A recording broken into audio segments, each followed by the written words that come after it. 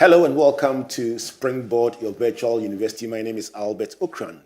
Welcoming you to Ghana's foremost developmental program running since 2008. This is your most inspirational show and the place where the greatest minds in the world converge. Springboard is brought to you by the Springboard Roadshow Foundation and proudly sponsored by MTN Pulse, the Enterprise Group, and the Ghana Growth Program, with media support from the Multimedia Group and the Graphic Business. Just to remind us that the Ghana Growth Program is a collaboration between the Springboard Roadshow Foundation, the MasterCard Foundation, and Limehouse to inspire young people to deliberately pursue decent and fulfilling jobs in agriculture, agribusiness, and the ATVET sectors. So, today we are looking at job pathways and asking ourselves where the jobs are. The World Economic Forum has pointed to education and agriculture as key areas where people are being employed or industries that are growing, and they highlighted online education and food as key sectors. We've been exploring various aspects of job pathways in our previous conversations, and today we want to stay with the centerpiece of our conversation, that is food. My guest for today is very well qualified to help us break down the subject of food and, by extension, agriculture. He's, guess what, the youngest ever national best farmer for the year 2009, and before that, the overall national best mango farmer for the year 2008. And guess what? An engineer turned farmer. Davis Korboe, good to see you. Good to see you too. Thanks for making time to join us here on Springboard. The pleasure is always mine. Yeah. You know, food is a very, very, very engaging subject. Somebody said to me, you guys talk, and talk, but when you finish, you have to eat. Exactly. How big an issue is food? I think for me, food is a big issue, like you said, because it is a whole security issue. Wow. And let's take it from this angle. If I tell people that if you are not able to do anything for anybody at all, and you're able to put a 3 square meal on a person's table, I don't think that the person will frown. But then if the person is hungry, eventually the person will come after you. And that tells you how food is very, very important. It's important, and I also tell me the other way, it's not just food, but what you eat. Food, people think food is just food. The health benefits of food and what you eat is what makes it food. Is it wholesome food or unwholesome? Where are you getting all those things from? These are all the things that qualifies into it. So food, like I said, is a whole security issue. And if you ignore that, there will be chaos. One tends to wonder, considering how important it is and the number of predictions that we have had about a potential global food crisis, why we are not, or many nations are not going back to basics and saying, listen, there are several national issues, but let's deal with at least the most common human need, what to eat. Why do you think we are not prioritizing food and agri enough? Yes, for me, I term this as policy harmonization issue, because I think one needs to be focused to be able to tackle food issues. And to tell you what, since I tell people that the Ukraine war is a blessing in disguise to those of us in Africa, because we have the weather goes for us, we have the land, we have the rivers, we have the manpower as well. So by this time we should have turned the whole Africa, and let me limit it to Ghana, as to food hub where we could produce and also add value and ship back to most of these countries to rake in foreign exchange. But the mindset, for instance, if you take the youth, for instance, people thought when you think about agriculture, it's a whole entire value chain. And people end up thinking that it's a whole and colors issue where you go to the farm and weed and the whole lot. So they are basically not even interested. That is why, if you look at the data, we have a lot of old age, how do you call numbers in agriculture as against the youth. If you prioritize, it's about 80%, 80 to 20. And if care is not taken, in the next 5 years, we won't have food to eat, because once they are unable, those people are unable to practice agriculture again, becomes an issue. But then the value chain is what we need to look at for our youth to be able to tap into. And once that is done, then before we'll have a comprehensive food policy. Because when you ask, I mean, I mentor a lot of youth every now and then, and until they come to the farm and work for some months and also start making money, then they go and change their mind. Let me tell you a story. I used to serve on the University Council, Faculty of Agric and Consumer Science. And the Honorable Finance Minister was my boss at the time. I was the youngest on that council. And I realized that at that time, most of the university graduates were exiting into the banks. So what I did at the time was to have another way. And fortunately for me, I was the best farmer at the time. And so when I got my chance, I said, look, let's have a model where the last final year agri students will be attached to the award winners for them to mentor them. So we started this, we got some sponsorship from GIZ to do that. Finatrade, where Awuni was also sitting on the board. And the subsequent years, you saw most of the graduates now exiting into mainstream agriculture than the banks. And why? One will ask why. Because they saw role models. Some came to my farm, others came to others' farm, and they saw role models. They saw, a farmer can easily buy Mercedes. A farmer can easily stay in a good home. A farmer can, all this, and they saw, because they were there with them practically, where we sow maize, sorghum, we harvest, send it to Guinness, we harvest our mangoes, send it to export, and then we give them some land and say, look, you can also farm and sell it to me. I'll plow for you, I'll give you the good seed, good agronomy practices, sell it to me. So at the end of the day, they get some cash, and all they need is to be able to own a car and also make sure that they have a good place to stay. So by default, they became farmers automatically. I have a couple of them exiting to mainstream agriculture. Either some are proper farmers, others are into the standard maybe certification, others are into input dealership, others are into haulage and other things.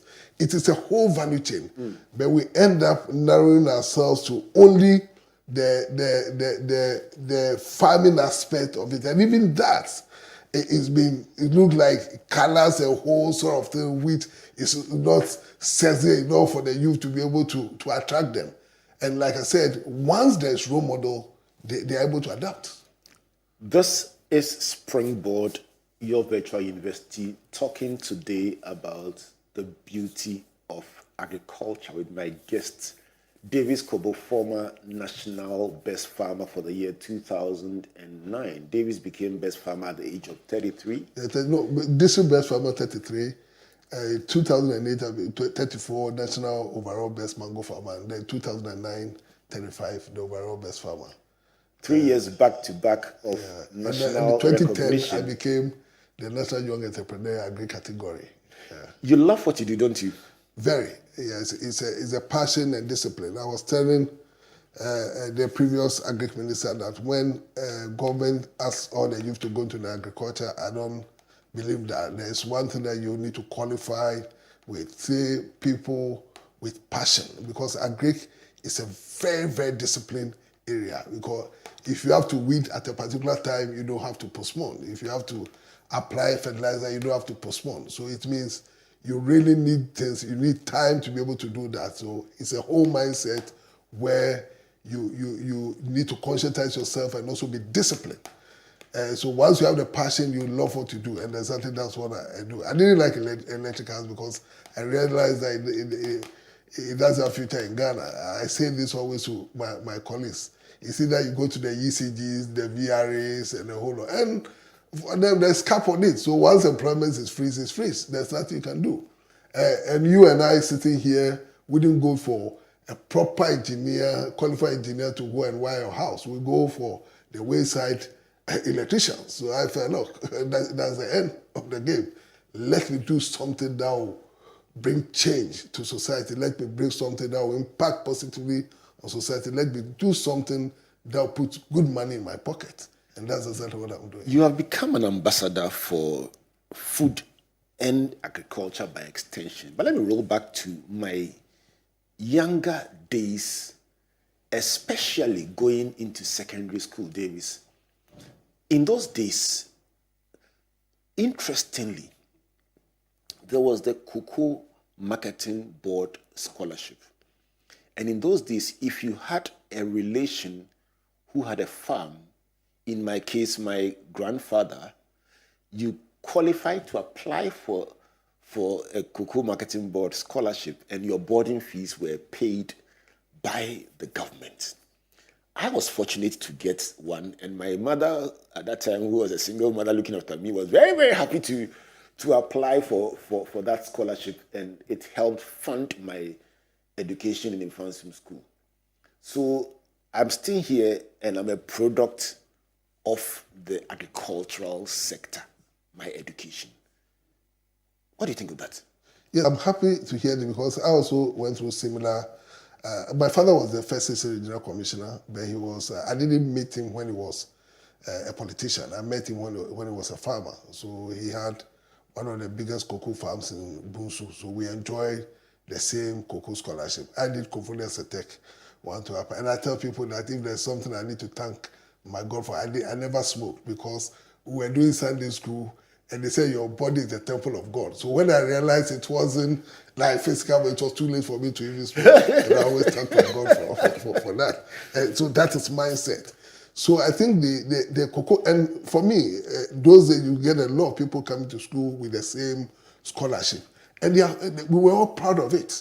We were proud of it because when you go to school, farm to work, we tease ourselves that, look, it's cocoa money that brought you here. So you need to make sure that you weed well, even though you don't even know how to do it. Well, you forced to do something. And it sends our mind back that, look, there is blessing in agriculture. That, look, if cocoa can produce a lot of people like those of us sitting here, and I know when you go to the offices, most of the high-profile people now, let's go for proper survey. About maybe 70% enjoy the same thing you and I enjoy, those scholarships at the time. But the big question, Davis, is if that is what funded our education, how come we went through school and yet never considered agriculture as a viable career option? Yes, I think we need to blame our parents at the time because the issue is, years back, it's not unlike today where your child, your daughter, your son can tell you what they want to do in future. Those days, it was being controlled by our parents. I remember when I said I want to do agri, my father said, go and stop that, do engineering. You understand me? Because they want to produce the medical doctors, the engineers, and meanwhile, the same. I didn't meet him when he was a politician. I met him when he was into agriculture. He was making a lot of money. So your father was into agriculture? Oh, yes. And yet you wanted to go into agriculture? Yes. And he says, no, go and become an engineer. No, go either engineering or law. But at the same time, he's the same person. Was he around when he became best farmer? He wasn't. So a lot of people were saying that your father would have been proud of you because he was around when I came back. I went to the States, and when I came back, I wanted to go into agriculture. He was around. And I started with teak plantation. And he was surprised that I could move to come and say, I want to stay in Sumenya for a while to start farming. So he was really proud of it. But there was one thing about him. He wanted all his children to do something in agriculture, but not become professionals in agriculture. I think he wanted, because if you go, I have a brother, Kwesi Korboe, who is the chief executive for GESA. He's in Fatima person, you know KK. Yeah.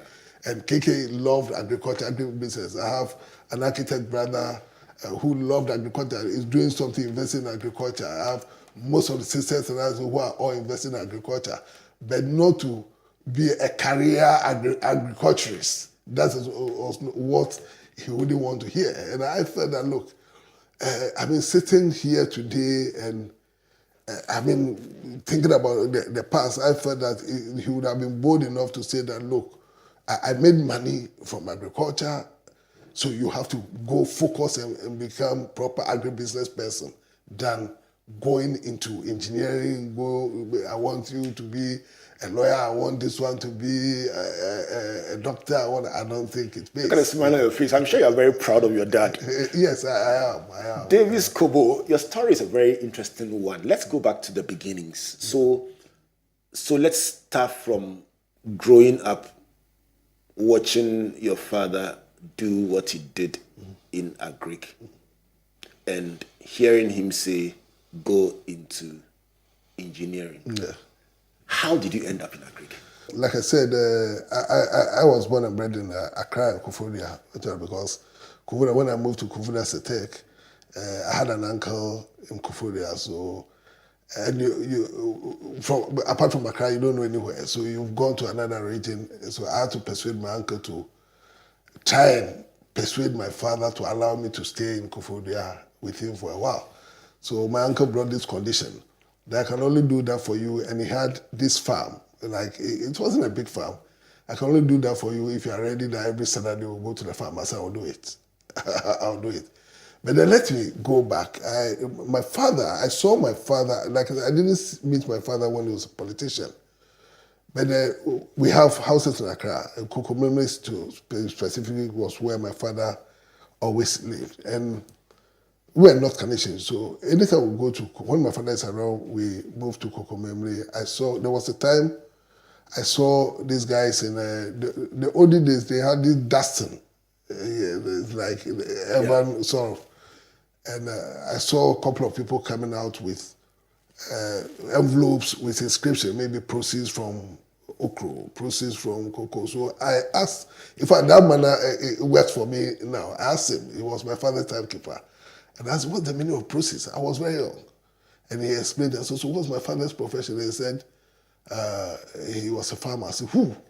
And I knew my father had money. So those days you saw the langa people by the roadside. So anytime I said, these people are rich. So you see mindset. So I wanted to, from that time, and I was around 7 years, I wanted to be like my father. So I want to go into agriculture and a whole lot.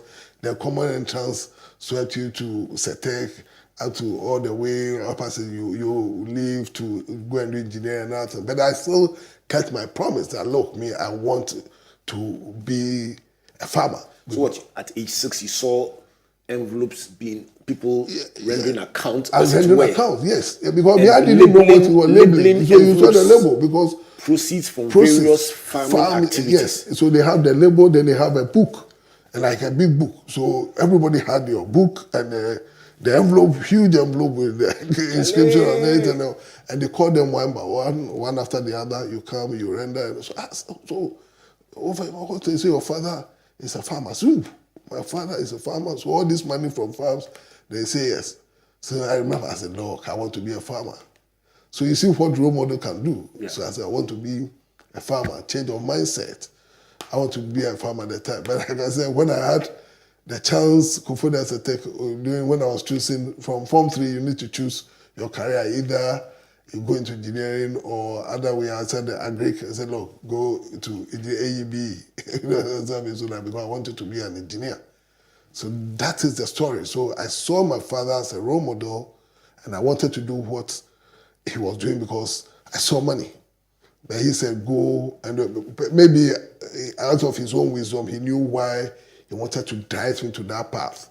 But here I see today, doing a lot in agriculture. But my friend Kofi Dazi and a number of proponents argue that engineers, Lucy Quist, argue that engineers make very good managers. So maybe your father was giving you a chance to study engineering and bring the management thinking into what you are doing now. Exactly what I was driving at. That maybe, so in his own wisdom, he knew what he was doing. Because maybe he realized I have a passion in something, but then that might not be the final thing I wanted to do. But then go and maybe clone yourself, if I have to use with other things, and come to become a good manager. And here I am today. 2010, President Kufuor won the World Food Program award. So, and it was a study case on Ghana, how the Farmers Day celebration and the whole lot. So that was because he wanted to change the economy and also make sure that we had a lot of food. So he was invited by Washington, and I was the best farmer at the time, the reigning best farmer, because 2009 December and 2010. So I was invited by the White House, and so I was flown in myself. Honorable Kwesi was the Minister for Agric at the time, so he represented President Mills. Then Chisano, Thabo Mbeki, Obasanjo, who are very good friends, and the Silva de Lula from Brazil. And I remember that everywhere President Kufuor went for the presentation, he will have to go with me in Iowa.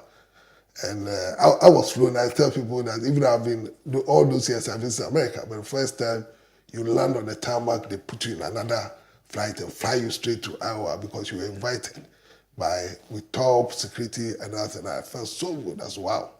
This is, and I was on the same floor with Obasanjo, President Obasanjo, Thabo Mbeki, De Silva, President Kufuor himself. Whereas Kwesi Ahoy and Co were down on the floor. And it must have felt very good. Very good. And Obasanjo asked me the same question. Why? If I want to imagine, he said, how many acres do you have? Obongo, I said, 1,200 acres. And so, okay, then said, then he mentioned, I have sometimes 100,000, you know how they speak, 1,000 hectares. And I was like, wow. They say, I need to do something for me. But what sent into agriculture? So I narrated my story and said, you are the agribusiness person. Then I said, and I can tell you a lot, you do more. I didn't know that I was even going to do more and expand to the north and other things. The reason why I'm saying this is because there are a lot of opportunities out there in agriculture. It depends on how you handle it. And it depends on how you want to carry it out. Carry it in the sense that you need to be able to change your mindset, see it as something that will bring you a heavy breakthrough, and be disciplined. Once you're disciplined, your focus and passion is there, you make it. And that's exactly what I did, and I'm still doing. Wow, what a story. If you just joined us, this is the story of Davis Korboe. He tells us the genesis of his farming and his agricultural life from the age of 6, just watching people render accounts to his father of agricultural ventures that they were undertaking on his behalf, and he seeing the cash and saying, this should be good, and how he ended up in engineering in response to his father's direction, and how venturing back into agriculture, the climax for him was being invited by the White House, flown all the way to the USA, and hobnobbing with presidents and sharing a hotel floor with them, and also sharing his story with them. If you are listening to us and asking yourself, what can I also do in the agribusiness value chain? After the break, I'll be asking Davis, what are the job opportunities in the entire value chain? And even more importantly, what must a young person do to enter and excel in it like he's doing? Please don't go away.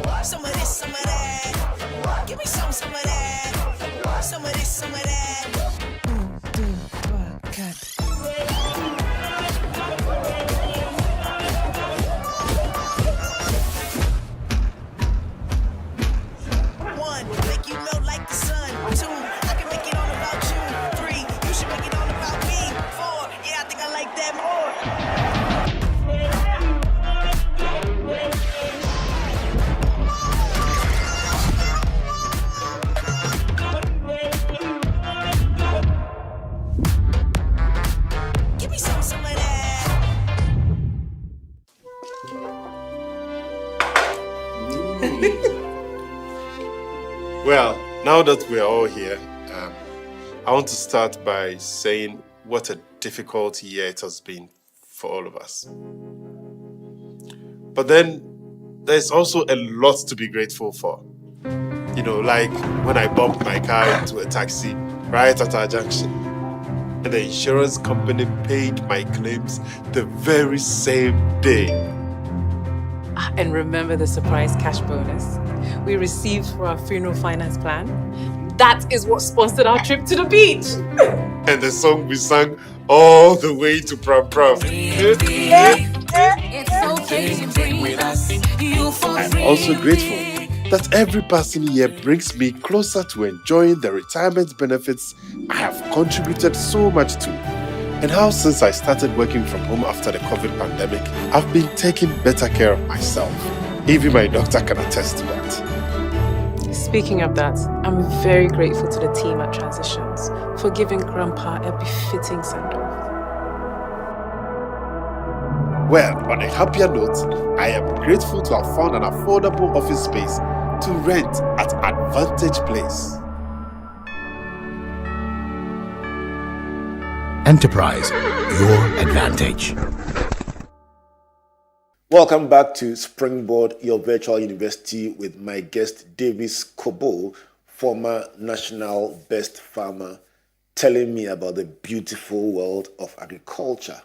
And I'm just enjoying Davis as he walks me through the story of his life. Springboard is brought to you by the Springboard Rotary Foundation and proudly sponsored by MTN Pulse, the Enterprise Group, and the Ghana Growth Program. And Davis has been telling me so far about food security. His first point is that food is a security issue. You ignore food and there could be chaos. His second point is about global demand. He says the Russia-Ukraine war could be a blessing in disguise because the food shortage created globally could be filled with our produce, especially if our young people will turn their attention to farming and to agriculture as an opportunity. The third point is about role modeling, and he says that he helped place students of the University of Ghana on attachment with award winners, and that give many of them direct access to the work that goes on in the industry in agriculture, and helped many of them go into mainstream agriculture and also into the extended value chain. The fourth point, I love that, it's about passion and discipline. He says agric is not just for everyone, it's for those who have passion for it and discipline, because it requires timing and discipline to do the things that you do in agriculture. If you are not that kind of person, please kindly stay away. The fifth point is about the Cocoa Marketing Board Scholarship. The irony of the fact that a number of us had a chance to be educated by Cocoa Marketing Board scholarships in our days in secondary school, and yet did not consider going into agriculture as a career option because of perception. The sixth point is about first impression, and I love that one. He says at age 6, just seeing people render accounts to his father for agricultural ventures made him consider that that could be a profitable career to pursue, and that was just the stamp in his mind, that first impression. The seventh point is about that international recognition, that high point where you get to, for the first time in your life, be with presidents from various countries in the USA for the World Food Program Awards, and just telling himself that it's agriculture that brought him there and gave him that platform. And that is one of the high points of your career so far. So, before we went on a break, I was saying, Davis, that when we come back, let's talk about job opportunities in the sector and what young people must or can do to be able to find their livelihood and live out their dreams in the sector. Are there job opportunities in the sector? Oh yes, a lot. And I think when we started this conversation, I said that there's a whole value chain thing. So it's not just about the actual food you see, but there are a lot of things that are behind the scene that makes the food you see things happen. For instance, we have people can tend to be horticulturists, and what is a horticulturist? I mean, there's a practice of garden cultivation and management. So you can toe that line. others can also go into the certification, because I spoke about standards. And so one can be trained to become a certifier. Because, for instance, if we are shipping outside the country, you need the likes of the global gap and other things to do it, fair trade, and so people can be trained to also take advantage. And it is not small money. I mean, they charge huge. So that puts you on, even the Guinness, we supply maize and sorghum to Guinness. It still goes through the same certification process. So you can have people doing that. One other thing, you can also get our youth to turn into extension officers, because now even the government is struggling raising extension officers. So if you become a professional extension officer, a company like myself can hire you to periodically come on the farm or to do things for us. It gives you money. Haulage is one other thing that people can also go into, because we have the coaching and other things. You can tap into what you think that, because, and that was the one why I spoke about passion, where you think that you can operate best is where you have to. Then artificial intelligence and also agriculture. The AI now is working. So if you have said tool, you can also come on board and from other angle to be able to do that. Then we have the processing. They call value addition. Because what we are saying is, it's about time we stop exporting the raw material, but rather add some value to it. I mean, when you add value to even it, it's also extend your shelf life. For instance, if you harvest tomato today, onion today, and other things, and you add value to it, it's extend the shelf life. And also, the money doesn't become the normal 1 cedi again. It quadruples or something. And so the profit margin. So these are all the things that machine operators and there are a lot of things. You can even have a mechanization hub where all you do is maybe you have the equipment, the tractors and that thing. Now government is doing certain, so the youth can come together, form a company and approach government. That is what we want to do. We want to have mechanization extension services where you have your tractors, you have your dozers and other things to deploy services to the farms. And I know the donor, how do you call it? The donors are paying a lot. They pay through government for such services. So there is a lot on the value chain where one can tap into. So for the young person listening and nodding their head and saying, wow, how come I didn't know all this? Where did they start from? Do they ask questions? Do they go to the farmer? Do they have to really learn new things? How did they go about this? No, I think, and that is the missing link here, because I think we don't have, when you go to Ministry of Agri, there's a program, they have the Youth in Agri program. They have a DEX. So when you get there, they can even explain most of the things they do. And you see that out of 1 million things, you have interest in one. Aside that, too, we have the award winners office where, because after you winning farmers, what next? And for me, I think that you also need to service the nation. So we have the office where you can also walk in to see them. They can walk you through practical things and even help you decide. Because, for instance, if you met someone like me in the office and I tell you my story, I also want to listen to what you want to do. I can tell you this won't sit well with you, but you can do that. We've done that to many of the students. And currently, I'm the president for the Federation of Associations of Ghanaian Exporters. So you can also come to FAGE office. There are a lot of things there. We have some few youth there who can also help you decide on what exactly you want to do on the agri space. So I hear you saying, ask questions. Ask questions. That's the most important, because me, I ask questions and I keep asking questions. I said, KK, Korboe is my brother. So I sit and ask him questions. Yesterday I called him, I was asking him a lot of questions because they are producing this chili pepper. They started exporting in Gessel, which is giving you $25,000 net profit. So I said, KK, why am I not doing it? Then what are the protocols? Give me the protocols. I want to know the protocols. And also because if I get the protocols, I may even get $30,000 net instead of your $25,000. There are things that I can do So ask questions. The pastor in me is listening to you, and my mind goes to 1 Samuel 17. Yeah. David has a simple question: what shall be done for the one who will kill Goliath? And they said, oh, he will get tax-free status. He will get food on the table. I mean, and he said, oh, is that the incentive? Yes. I'll do it. Exactly. So you are saying that a young person should not just sit at home and say, wow, they should start asking questions. Exactly. And go to places. Exactly. Go to Ministry of Agriculture. Go to FAGE. Go to the award winner's office. Yes. When they hear about something, they should ring and ask. Yes. Are we not, do you think we're not curious enough?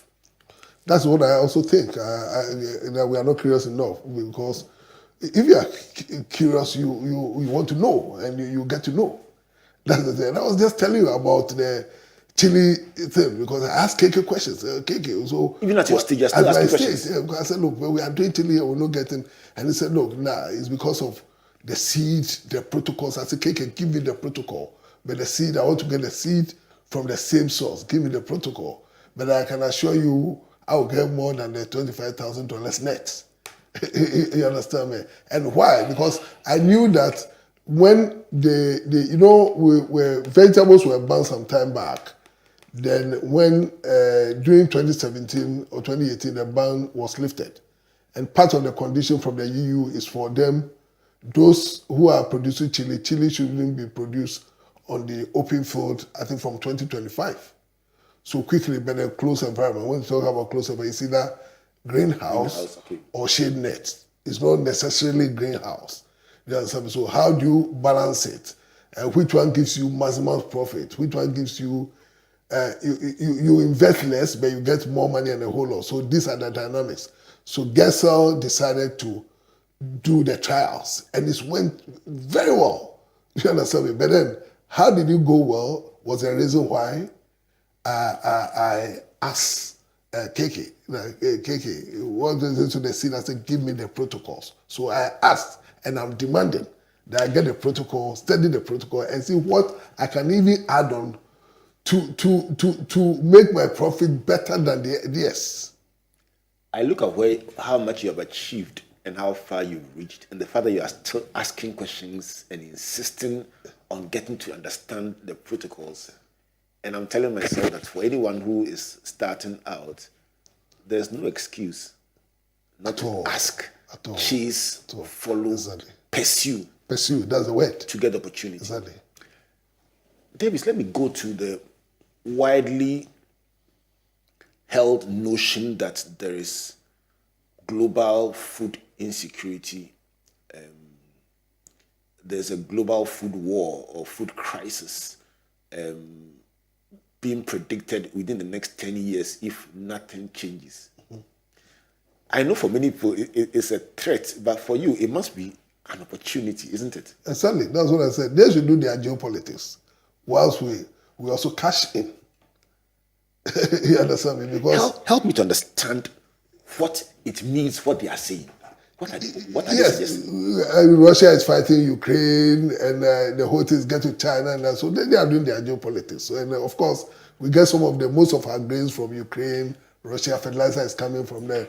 We also have to sit and re-strategize, and that's because we have the weather goes for us, even though there's climate change. So we have underneath water. I tell people that water from underneath is better from water from above, because the thing is, underneath water you can control. You can control when and the window that you want to produce to ship to maximize your profit.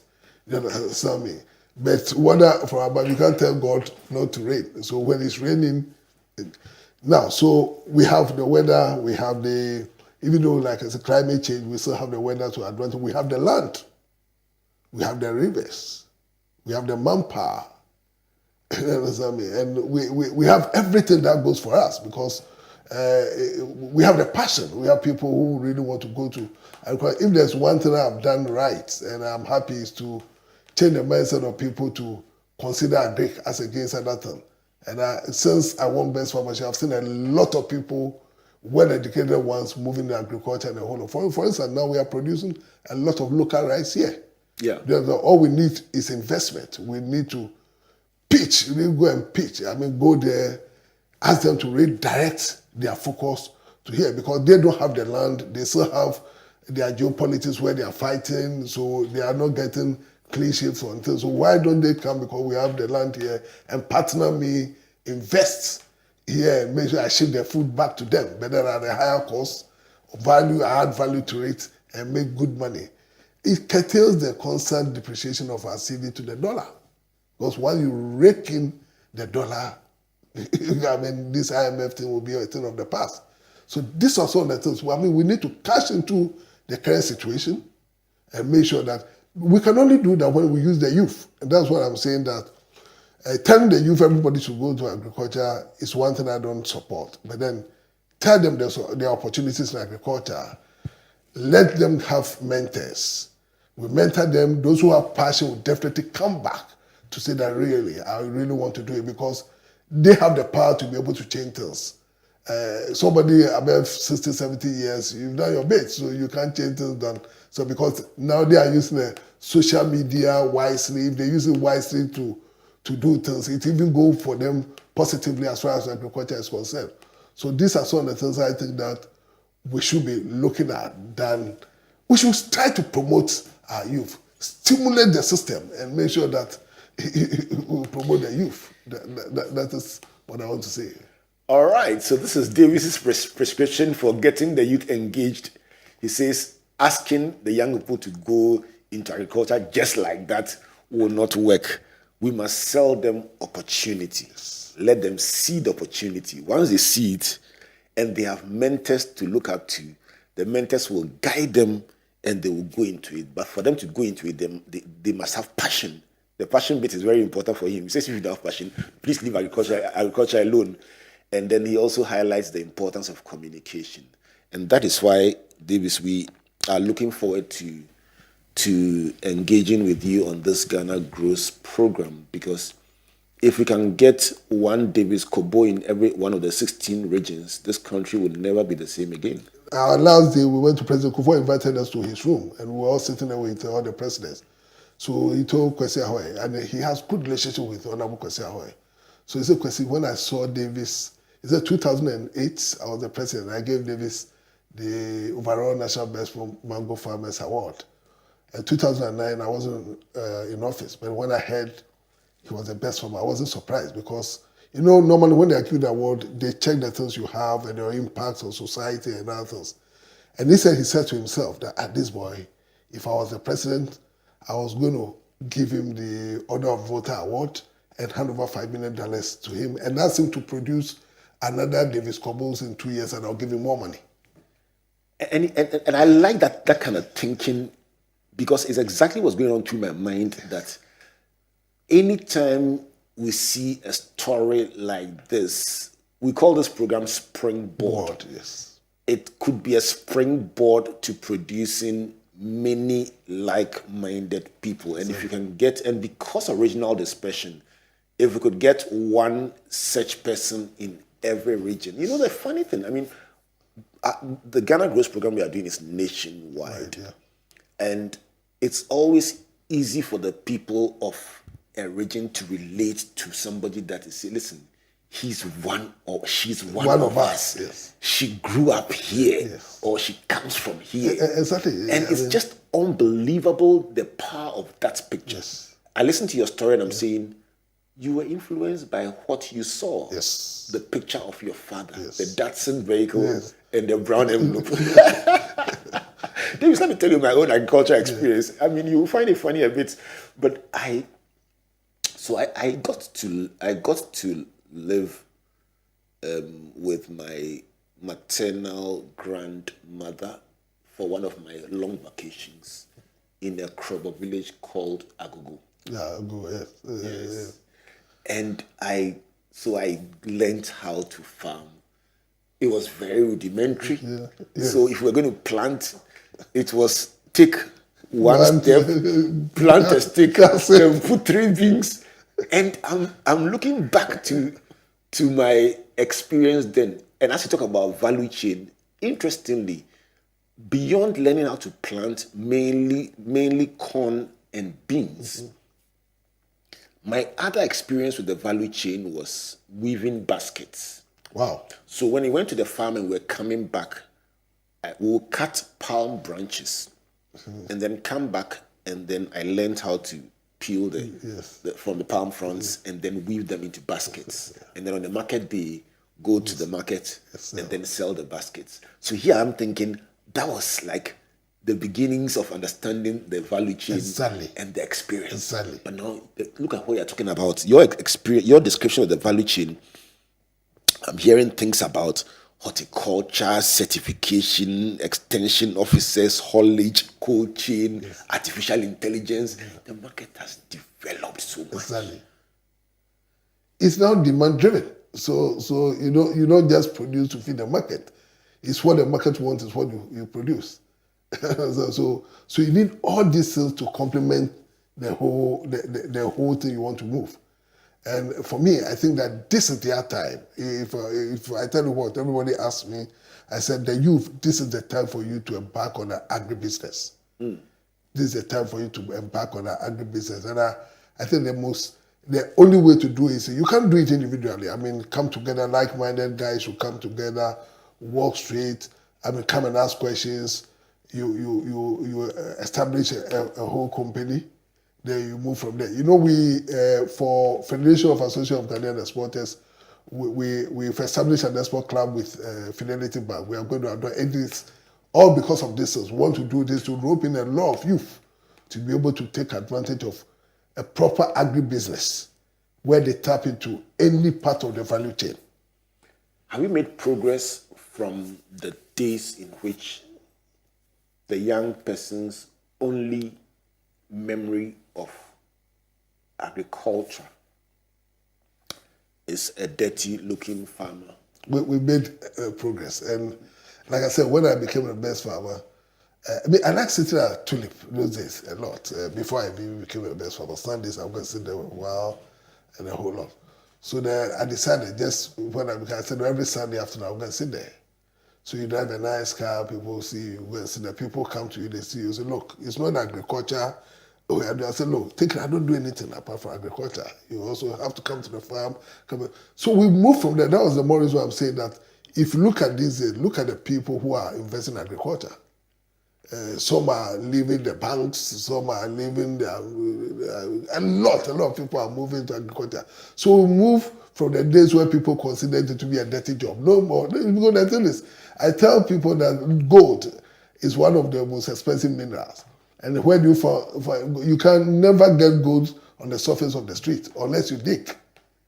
So you have to dirty yourself first before you make money. So it's the same thing. Right? But you go to England and elsewhere, the farmer is on the farm from Monday to Thursday. Friday, he moves from the farm, and they drive the best cars. You understand? They drive the best cars. So, and it's moved from the days of where people were thinking is for the riffraffs, is for those who the less fortunate ones, it's a dirty job. We moved from that age. We are now in another world. Tell me, Davis, what do you predict as the future of agribusiness in this country? As in?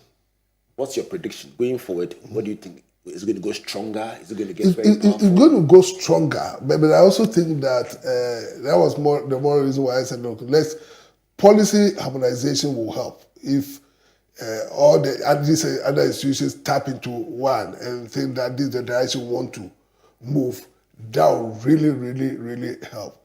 Because as it stands now, even though there's future for agriculture, if we don't put in our all, it becomes difficult. Because you see, funding is becoming more of a problem, and you can never talk about agriculture without talking about funding. So if we don't make funding available for our youth, then that becomes a bit difficult. Yesterday we launched what we call the International Coconut Festival at the trade fair. I'm the chairman of the African Coconut Group, and everybody was there. World Bank supported us. And I was telling them a story. And do you know how this Coconut Festival came about? We were in Toronto, we were always going for this coconut fair. And I realized that these guys, you don't have coconut. Man, you've been having fair, moving all this traffic. So we walked straight. We booked appointment with the mayor of Toronto. And we went there to pitch. Then it's okay, come for dinner. He brought all his guys, we pitched, and they said, okay. So then they will allow us to have the International Coconut Festival in Ghana where they move the traffic. This year is going to be our third year. We move all the traffic from Canada and Indonesia and things to Ghana. You just have to ask a question. Exactly. Ask a question. Ask a question and let them know what you also have. You understand me? And I said, okay, I have the weather. I have been producing the coconut. So I think that I should rather be hosting the International Coconut Festival than you. You understand me? Where we all come together, do it. You bring your machinery and other things. You see, so this is the power of me moving something and making sure that the youth tap into it. And anytime you come to any of our festivals for the past year, you see the youth, a lot of people coming, University of Ghana, coming to understand this, see what we are doing, and are taking advantage of most of the things we are doing. Obviously, Davis, your story is one of exposure, education, entrepreneurship, Exactly. confidence, Yes, that's the word. accomplishment, and curiosity.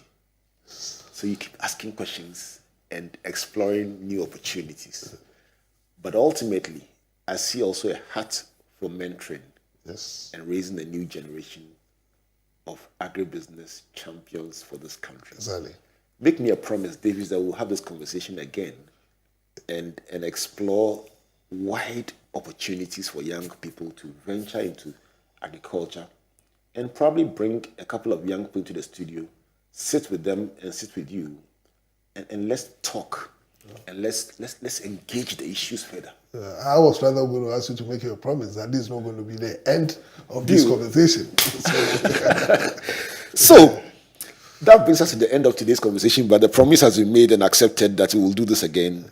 So if you've just been listening along the line, my guest for today has been engineer turned farmer, the national best mango farmer for the year 2008, the overall national best farmer for the year 2009, and several other awards, one after the other. But Davis Korboe has been telling us 12 things that I would like you to continue discussing on social media as we engage this very important subject. The first is about food being a security issue, something that is very important that he has established. The second is about the global demand for food arising out of the Russia-Ukraine war being an opportunity. The third point is about role modeling and the fact that just allowing young people from Legon to interface with agricultural ventures has helped many of them to step out into mainstream agriculture and the value chain. The fourth is about passion and discipline. If you don't have them, leave agriculture alone.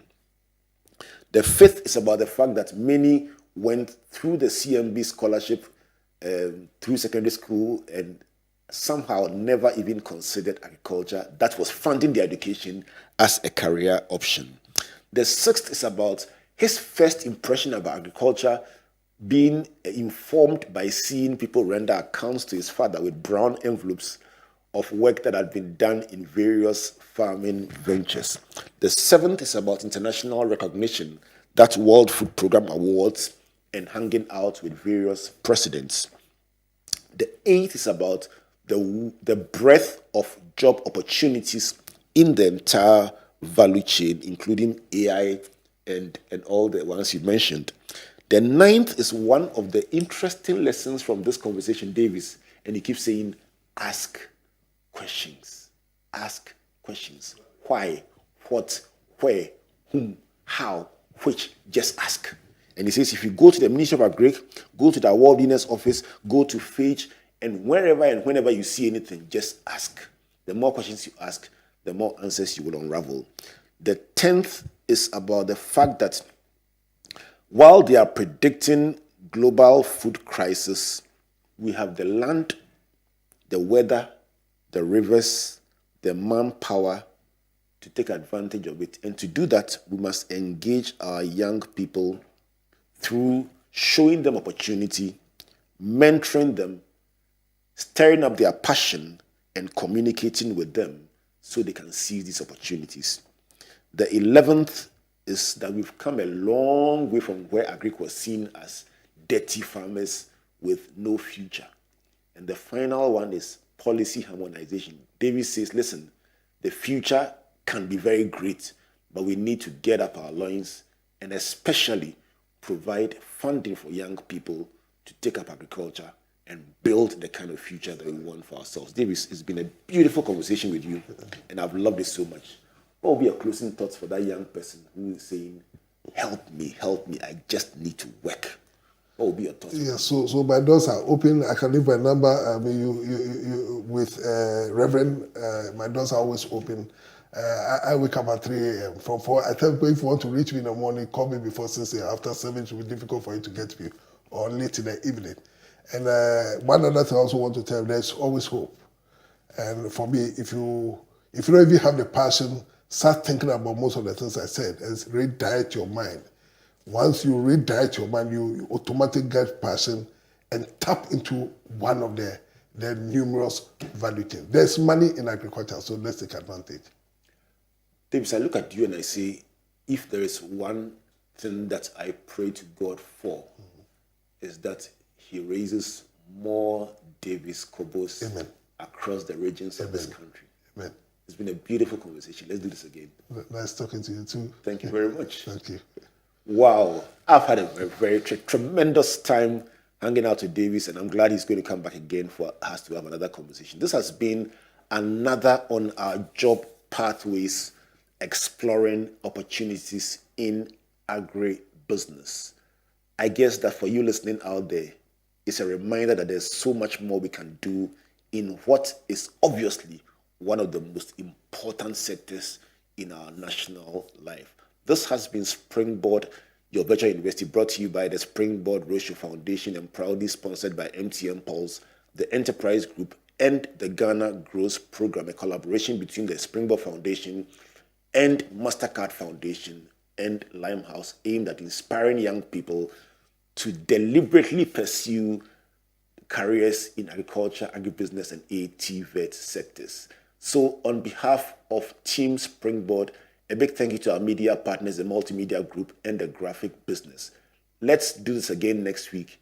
My name is Albert Okran, saying God bless you, and God bless you. He's a